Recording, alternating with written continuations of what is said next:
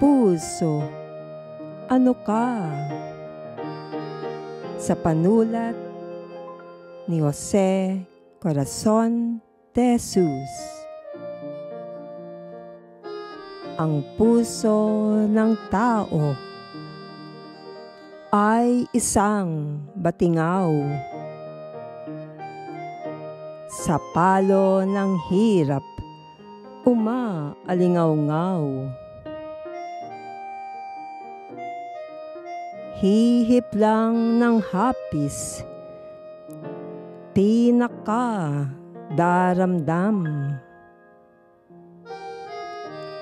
Ngumit paglagi ng nasanay,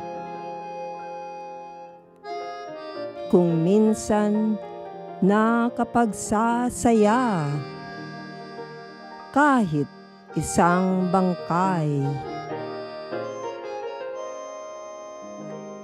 Ang puso ng tao'y parang isang relos.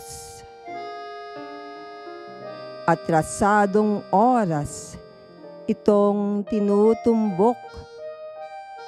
Oratoryo'y hirap, minutero'y lungkot, at luha ang tiktak na sasagot-sagot.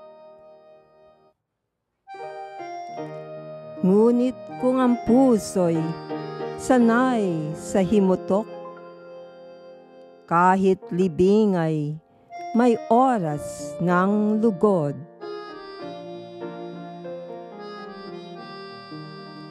Ang puso ay ostya ng tao sa dibdib.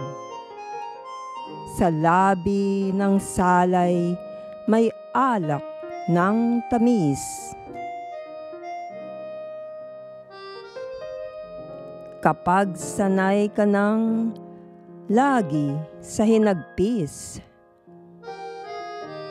nalalagok mo rin kahit anong pait.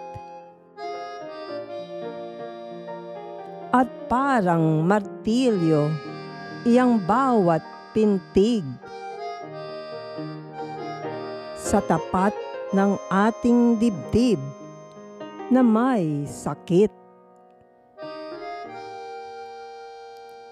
Kung ano ang puso,